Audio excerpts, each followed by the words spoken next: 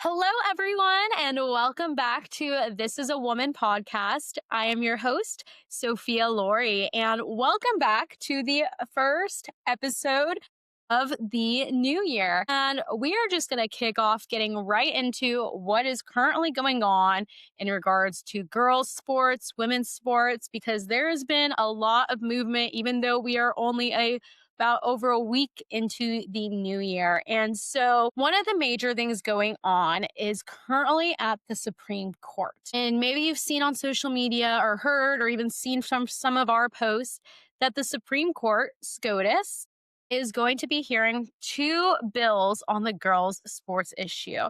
So today, we're going to walk through what those two bills are, what we're kind of expecting to see play out in the next week, as well as a little update about where we're at on the issue of girls' sports, specifically in California. So with that, let's dive into it. Women are currently being erased in culture, and I want to amplify their voices and share their stories.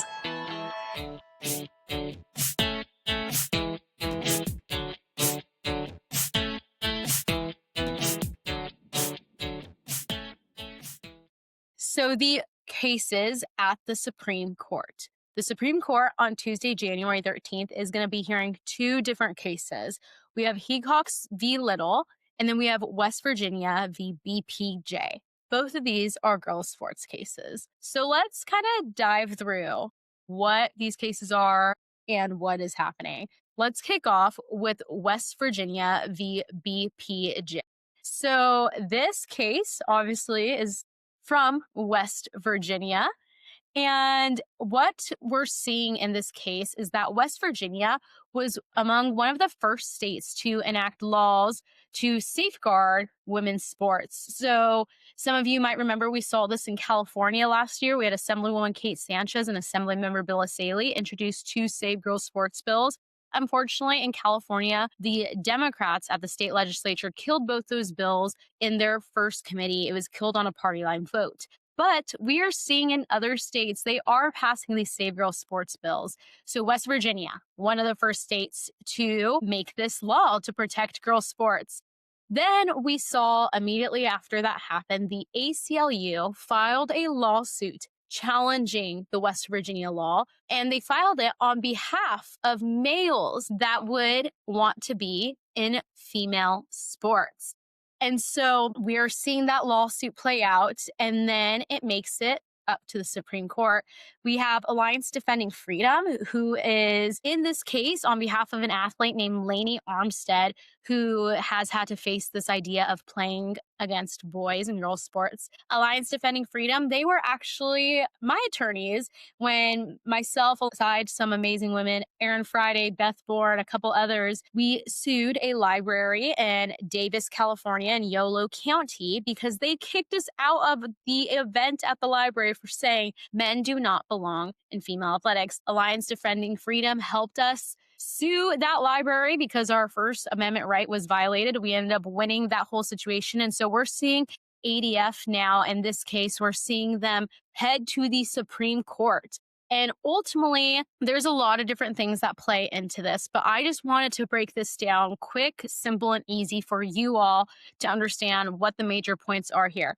So the significance of this case is going to be whether state laws can recognize that allowing males to compete in women's sports ultimately diminishes women's athletic opportunities and destroys fair competition.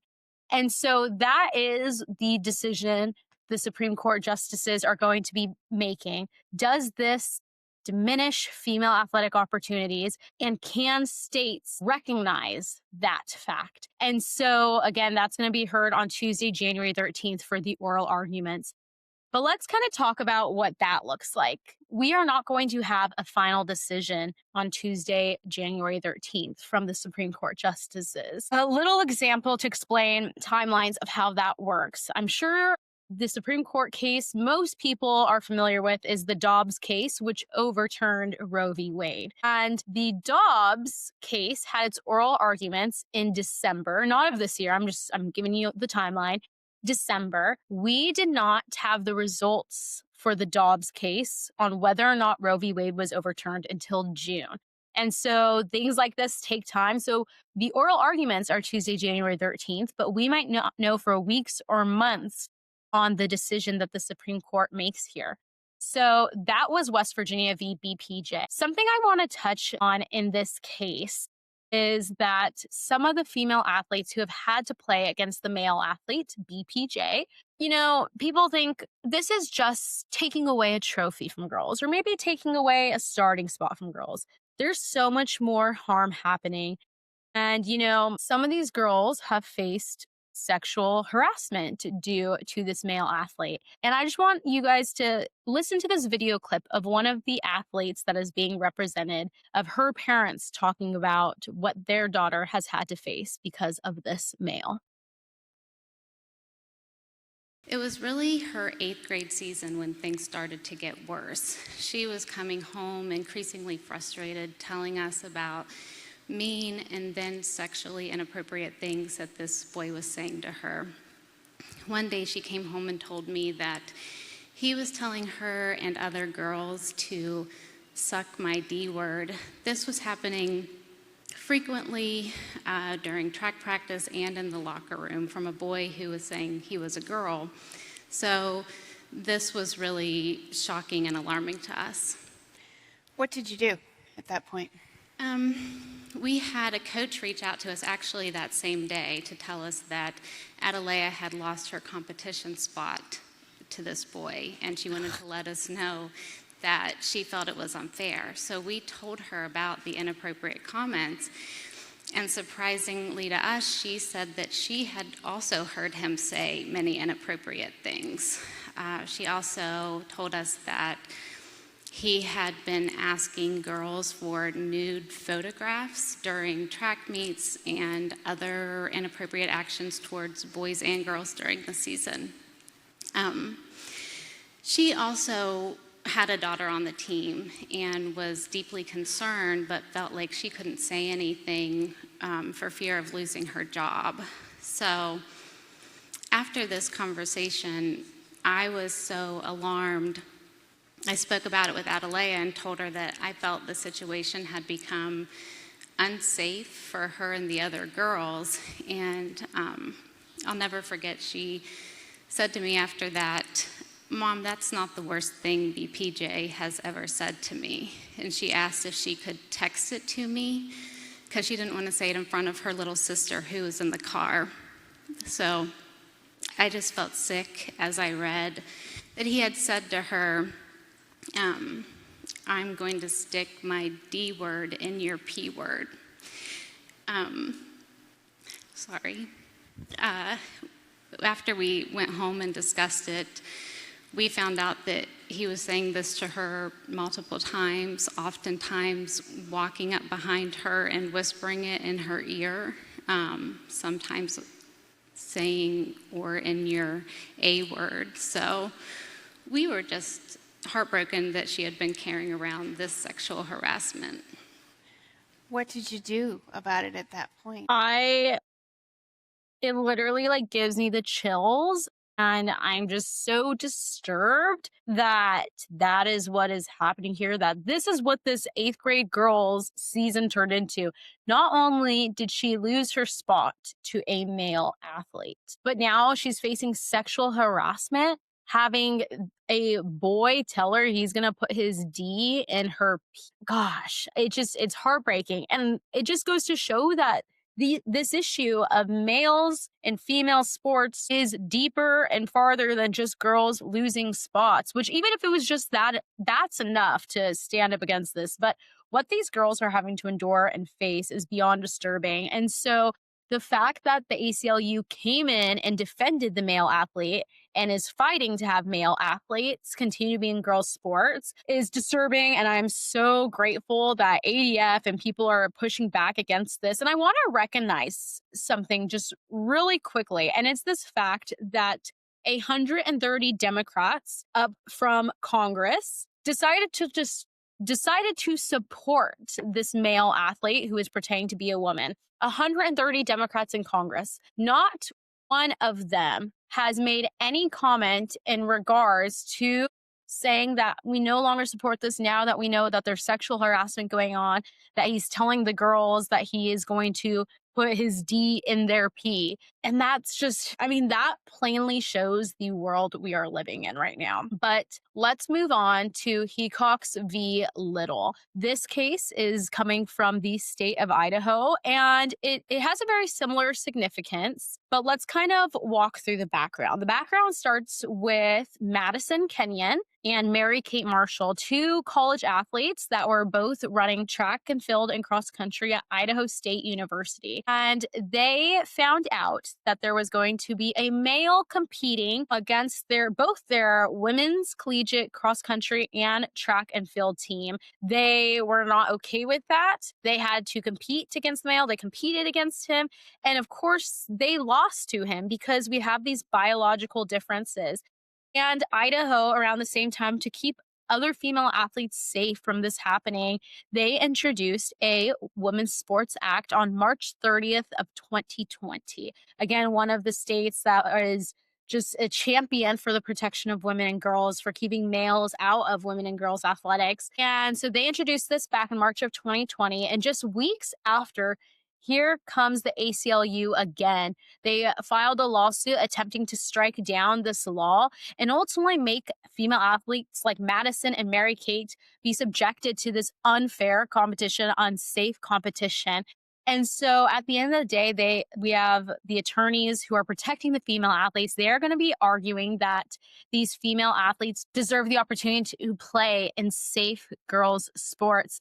And ultimately, we are going to see the significance is very similar. The Supreme Court is going to recognize, are male athletes diminishing opportunities for female athletes? And do these states have the ability to recognize that? And so this is going to be extremely important, even for states like California, where obviously we've had some great assembly members try to introduce safe girl sports bills. The Democrats have killed it on a party line vote, which I do not believe represents the people of California. We know they used to say an 80-20 issue. It's probably now a 90-10 issue. Most people agree that males do not belong in female spaces. But if the Supreme Court ultimately rules in favor of female athletics and female athletes in these cases, it's going to send a message to California legislators, and especially to the Republican ones, that you do have the right to protect female sports. So use it. So do it. So be bold and fight strong for these female athletes.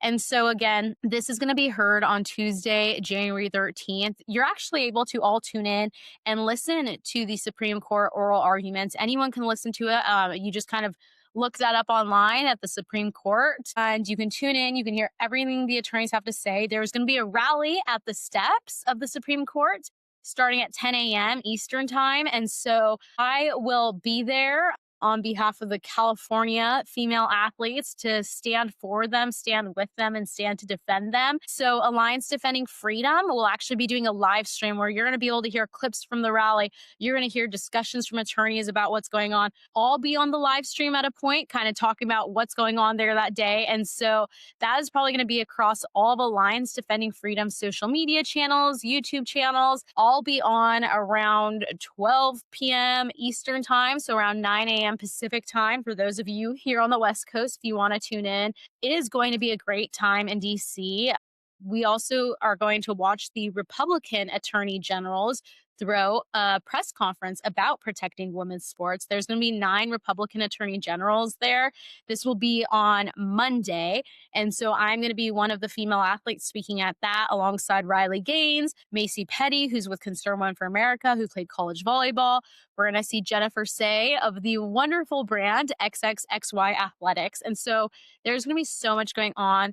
We will keep you guys all up to date with everything. And then be ready to tune in for our episode where I'm going to sit down with 2 female attorneys who both put in amicus briefs in regards to this case. So they submitted that to the Supreme Court, ultimately showing what their viewpoint as attorneys is on the situation, giving some points for the Supreme Court to look at. They are also going to be in Washington, D.C. with me. And then after, we're going to sit down and we are going to break down what was said in the oral arguments. So you guys can be looking forward to that episode as we just break it all down into easy to understand language about what happened at the Supreme Court. But with that, I want to kind of catch you all up on what is going on in California as well. And so I'm sure many of you saw the huge fight we had in California in 2025 to protect girls' sports. We were at CIF meetings, which is California Interscholastic Federation that oversees high school sports. They are allowing males to be in high school sports in the state of California and female high school sports. And so we went to multiple of their meetings, through press conferences outside of them, through a press conference at the state capitol, testified at the state capitol in protection of girls' sports. We hand delivered over 20,000 signatures. I'm sure many of you submitted your signature to CIF, urging them to protect girls' sports. We had last year on the podcast multiple female athletes who are firsthand facing this. So make sure you tune into some of those episodes. You're going to hear directly from them about their experiences. And so that was the fight last year, and we are picking up and going on strong. CIF meetings will be happening again this year. We will be at them. We are going to continue to help with student-led walkouts for any high school or junior high that wants to do a walkout because there is a male in their locker room, restroom, or sports team. So we're going to be looking forward to those. We're going to continue to stand for what's right and continue to hopefully push this at the California State Capitol again. And so if you are a female athlete or parent of a female athlete that wants to get involved in this fight, please, please, please reach out. You can reach out to Sophia at thisisawomanpodcast.com via email. And we would love to connect with you, just help you get involved to stand for what's right. We're watching 2 lawsuits play out in the state of California that is by advocates for faith and freedom, girls that are currently still in high school that are suing on this situation of having to play either with or against a male athlete. All of those girls and the attorneys have been on the podcast. So scroll back and check out those episodes. But we are running into 2026 full speed to protect female athletes. So we want to make sure you guys get involved and you stay up to date with what is going on. So make sure to subscribe to the podcast, subscribe to the YouTube channel, like, share, get the word out to people about what is going on.